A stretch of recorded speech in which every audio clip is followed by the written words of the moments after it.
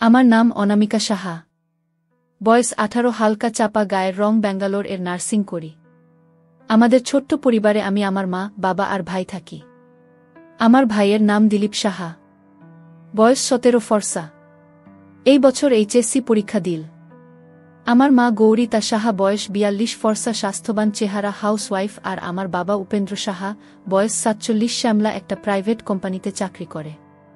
আমি যেহেতু একটা মধ্যবিত্ত ফ্যামিলি থেকে বিলং করি, তাই আমার কোনো দিনও ডাইরেক্ট কিছু করা বা ছেলেদের সাথে ফ্লার্ট করার মতো কোনো কিছু করা হয়নি। তাই যেখানে আমার বান্ধবীরা বয়ফ্রেন্ডের দিয়ে ফাটিয়ে বড় করে ফেলেছিল, আমার এসব বিষয়ে কোনো প্র্যাকটিক্যাল অভিজ্ঞতা ছিল না। জাস্ট বান্ধবীদের মুখে ওদের কথা শুনতাম। এবার আসল ঘটনায় আসি। কয়েক মাস আগে কলেজ বন্ধের জন্য আমি ব্যাঙ্গালোর থেকে বাড়ি চলে আসি। এসে লক্ষ্য করলাম আমার ভাই আমার দিকে মাঝে মাঝে আর চোখে তাকায়। সাধারণত আমি বাড়িতে চুড়িদার বা গেঞ্জি আর ট্রাউজার পরে থাকি, আর হস্টেলে থেকে সামনে না পরে থাকা অভ্যাস হয়ে গিয়েছিল। তাই বাড়িতেও খুব একটা পরতাম না। তাই যখন গেঞ্জি পরতাম বা ওড়না ছাড়া চুড়িদার পরতাম, আমার অনেকটা বোঝা যেত। তাছাড়া বাড়িতে এসে আগের মতোই রাতে ভাইয়ের সাথে ঘুমাতাম। তখন ঘুম থেকে ওঠার পর জামা কাপড় এলোমেলো থাকত, আর ভাইয়ের ওই নারীর নিচে চাপা দেওয়ার চেষ্টা করত। যেহেতু আগে সব অতটা বুঝতাম না, তাই খেয়াল করিনি। কিন্তু তখন থেকে বুঝতে পারলাম আমার ভাই ও বড় হয়ে গেছে। তাই তারপর থেকে আমি ও ভাইকে আস্তে আস্তে প্রশ্রয় দিতাম। রাতে একটু ঢিলেঢালা জামা পরতাম, আর সামনে ছাড়াই শুতাম, যাতে একটু এলোমেলো হলে আমার ওই দিকে ওকে আকর্ষণ করতে পারে। এসব করতে আমার খুব ভালো লাগত, কিন্তু এসব করতে আমার খুব একঘেয়ে লাগছিল। তাই ঠিক করলাম ভাইকে দিব।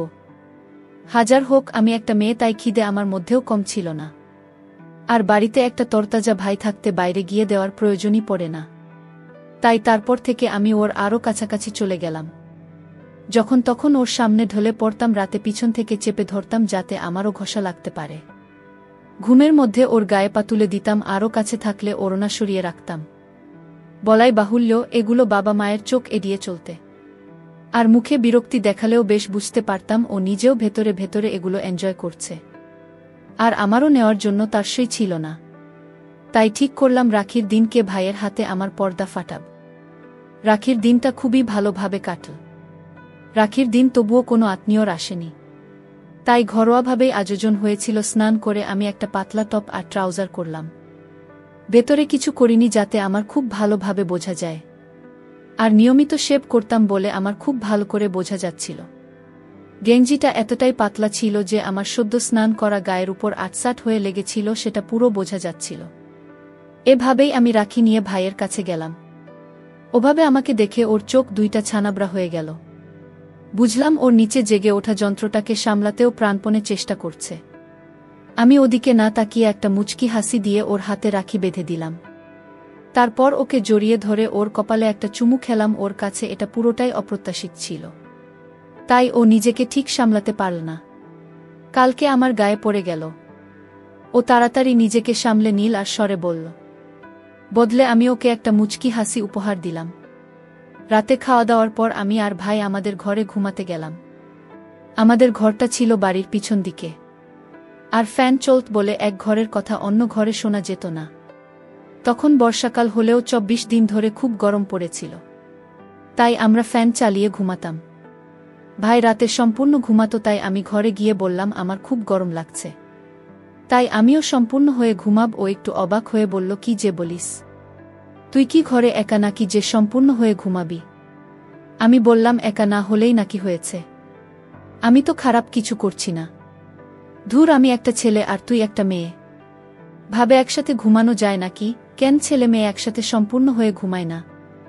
ধুর, আমরা তো ভাই বোন, ভাবে আমি থাকতে পারবো না। তুই বরং এই ঘরে ঘুমা, আমি মা বাবার সাথে ঘুমাতে গেলাম। এবার আমি ওর হাতটা টেনে ধরে বললাম, দিদির সামনের দিকে তাকানোর সময় মনে থাকে না আমরা যে ভাই বোন? এই বলে আমি আমার সম্পূর্ণ ফেললাম, আর আমার বেরিয়ে পড়ল। আমার দেখতে পেয়েও আমার উপর ঝাঁপিয়ে পড়ল। আমি হেসে বললাম, কি রে, এখন আমরা ভাই বোন নই? ও বলল, ধুর, ভাই বোনের সম্পর্কে তোর খাওয়া অবধি, তুই আমার পার্সোনাল। তুই নিজের মায়ের পেটের ভাই, এর মুখেও রকম কথা শুনে আমার ইচ্ছা 10 গুণ বেড়ে গেল।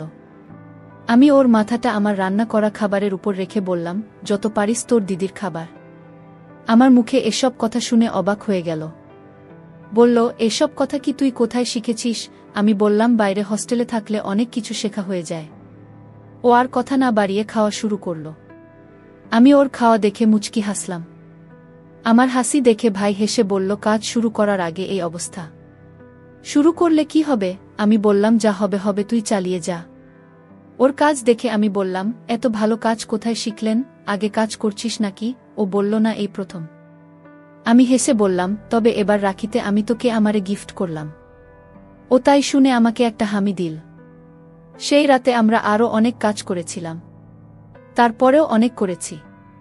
কিন্তু সেই সুখ আমার বেশি দিন থাকল না। 3 মাস পরেই আমার বিয়ে হয়ে যায়।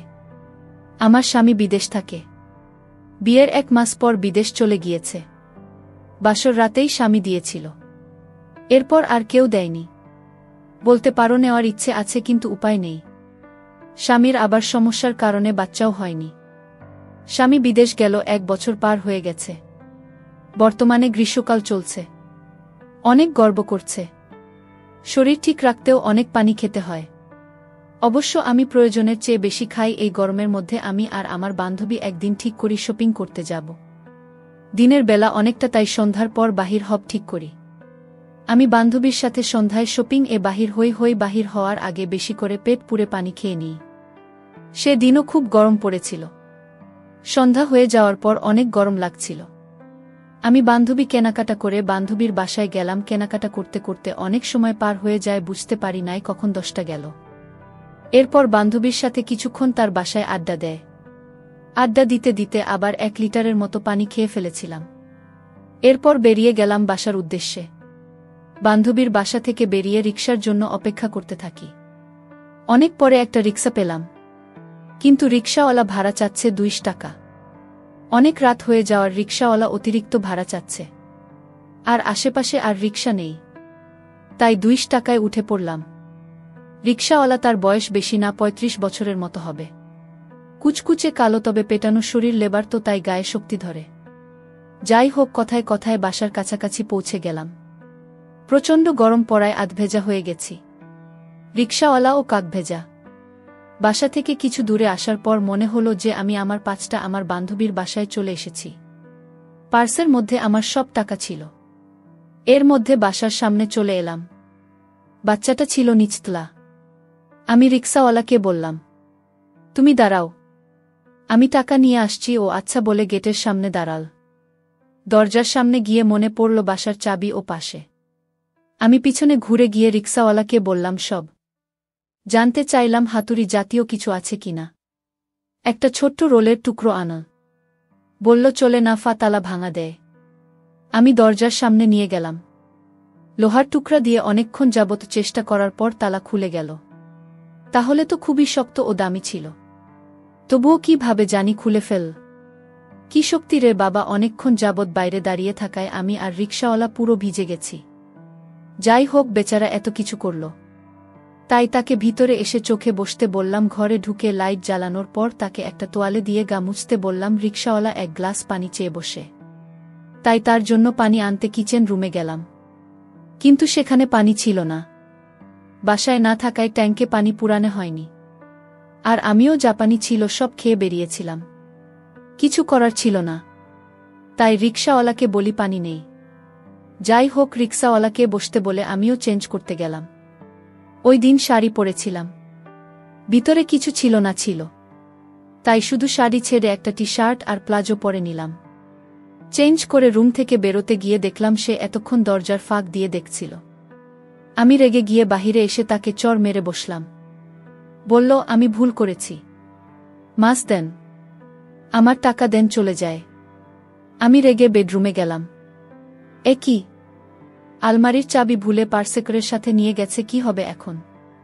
আমার সব টাকা যদিও পার্সে রিয়ে গেছে, তাও খুঁজে দেখি কিছু পাই কিনা। অনেক খুঁজে 50 টাকা পেলাম। রিকশাওয়ালার কাছে এসে নরম গলায় সব বললাম। 50 টাকা এগিয়ে দিতে সে নিতে রাজি না, ধমকের সুরে বলল, টাকা দেন, নইলে ভালো হইবেক নেই। আমি নিরুপায় হয়ে বোঝানোর চেষ্টা করলাম, কিন্তু সে শুনতে রাজি না। রাগ হয়ে গেল। রাগ হয়ে আমাকে গালি দিয়ে বলল, এত কষ্ট করে নিয়ে এলাম, পানি ছিলাম, তাও দিলেন না। আবার তার উপর মারও দিলেন। মারার কথা তোলাতে আমি বললাম, তুমি দেখছি না কেন? মারা উচিত।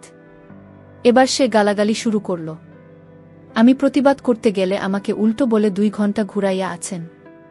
ওটা কিছু না, আমি দেখছি তাতে দোষ। আমি আরও রেগে গেলাম। রেগে গিয়ে আমিও তাকে গালিগালাজ করলাম। এতে রিকশাওয়ালা লোকটা আরও ক্ষিপ্ত হয়ে গেল। এবার সে বলল, টাকা দিয়ে নইলে আইস্তরে ভেড়া টাকা উসুল করুন। এই বলে সে ঘরের মেন দরজা বন্ধ করে দিয়ে আমার দিকে এগিয়ে এলো। আমি দৌড়ে বেডরুমে ঢুকে দরজা আটকাতে গেলে সে ধাক্কা দিয়ে রুমে ঢুকে গেল। আমাকে জাপটে ধরল। আমি ছাড়াতে চাইলে চর্মে ফ্লোরে ফেলে দিল। লোকটার গায়ে অনেক শক্তি ছিল। এক চড়ে আমার মাথা ঘুরে গেল। এই ফাঁকে সে এক টানে আমার সামনে ছিঁড়ে ফেল। অত জোরে চড় খেয়ে মাথা ঘোরাচ্ছিল।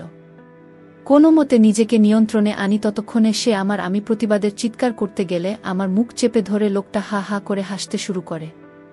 এরপর সে আমাকে মারা শুরু করল, সাথে গালিও দিতে শুরু করল। মারতে মারতে লোকটা বলল, আর কোনোদিন পুরুষের গায়ে হাত দিবি। এরপর সে থেমে গেল। ভেবেছিলাম বুঝি শেষ, কিন্তু লোকটা বলল, একটা শর্ত পূরণ হয়েছে, বাকিগুলির জন্য তৈরি হও। আমি মাথা ঘুরিয়ে নিচ্ছিলাম বলে রেগে গেল। এটা দেখে শেখে করে হাসল। লোকটা বলল, মুক্তির আছিস কেন? আমার অনেক বমি বমি পাচ্ছিল, শরীরের শক্তি পাচ্ছিলাম না উঠে বসার। আমি বাধা দিয়ে বললাম, প্লিজ ওই জায়গাটা ছেড়ে দিন। কিন্তু আমার কোনো কথায় কান না দিয়ে লোকটা আমার। বন্ধুরা, ভিডিও মাঝখানে একটা কথা বলতে চাই। আমি তোমাদের আনন্দ দেওয়ার জন্য খুব কষ্ট করে ভিডিও বানাই, তাই তোমাদের কাছে অনুরোধ থাকবে অবশ্যই এই ভিডিওটি দেখে একটি লাইক করবে এবং চ্যানেলটি সাবস্ক্রাইব করে পাশে থাকবেন। আমার কিছু করার ছিল না, পুরোপুরি তার বাঁধনে আটকা পড়ে গেছিলাম। আমি হাত ছাড়াতে চেষ্টা করছিলাম কিন্তু পারছিলাম না। আমি ভালোভাবে বুঝতে পারছিলাম কিছুক্ষণ পর আমার সাথে কি হতে চলেছে। আমার খুব লজ্জা পাচ্ছিল, কারণ আমার স্বামীও কখনো আমার সাথে এমন করেনি। আমি আর নিজেকে সামলাতে পারছিলাম না। প্রথমবার আমার হয়েছে, সেও একটা আলাদা অনুভূতির সাথে এবং একটা আলাদা লোকের দ্বারা। মন পাগল করা অনুভূতি। রাত পেরিয়ে সকাল হয়ে যায়, আমার ঘুম ভাঙ্গে। কিন্তু লোকটা তখন ছিল না। রাতে যা কিছু হয়েছিল আমার স্পষ্ট মনে ছিল। কিন্তু এসব কিছু জানাজানি হলে আমার আর মান সম্মান থাকবে না, তাই সব কিছু চেপে যায়। কয়েক মাস পর জানতে পারি আমি প্রেগন্যান্ট। এ ব্যাপারে আমার পরিবারের কেউ জানে না। স্বামী বিদেশে 1 বছর হয়েছে, এখন বাচ্চা হওয়া মানে, তাই তাদের কাউকে জানায়নি। নিজের খেয়াল নিজেই রাখি, বাচ্চাটাকে মেরে ফেলার সমস্ত হয় না, তাই ঘরের কাজের জন্য কাজের বুয়া রাখি। রিকশাওয়ালা লোকটা যাওয়ার সময় একটা কাজে নাম্বার লিখে দিয়েছিল।